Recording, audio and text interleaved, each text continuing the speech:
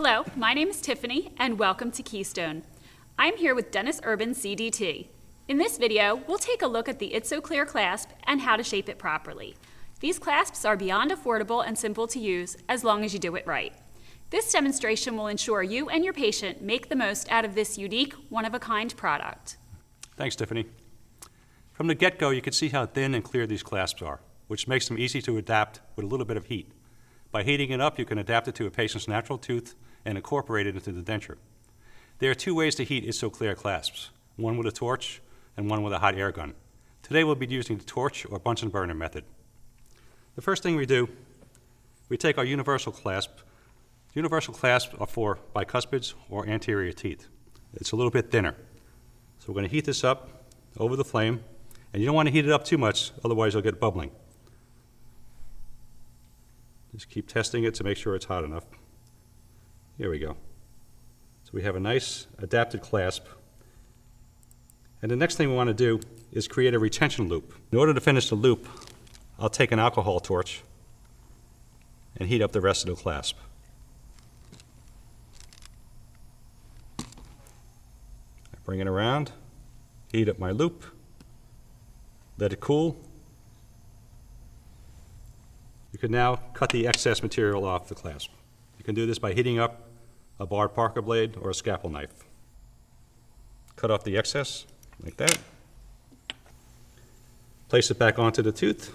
Make sure you have a nice adaptation. And there's your retention loop. And at this point, we want to secure the clasp in place. So we take a little bit of wax.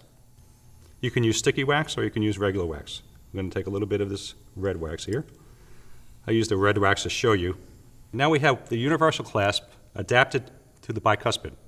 Now we're ready to adapt the Moller clasp onto the Moller. We utilize the same procedure. This clasp is a little bit thicker. Again, you don't want to heat it up too much. We get into the undercut of the tooth, wrap it around, and start making our bend. Again, you use a Bunsen burner, heat up the rest of the clasp to make that retention loop.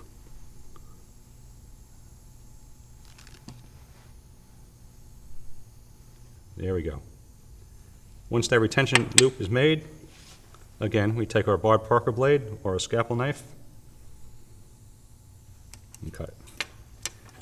Now what's great about these clasps is that you can trim these and also taper them to go interproximally in between the teeth. Hold it in place with a little sticky wax.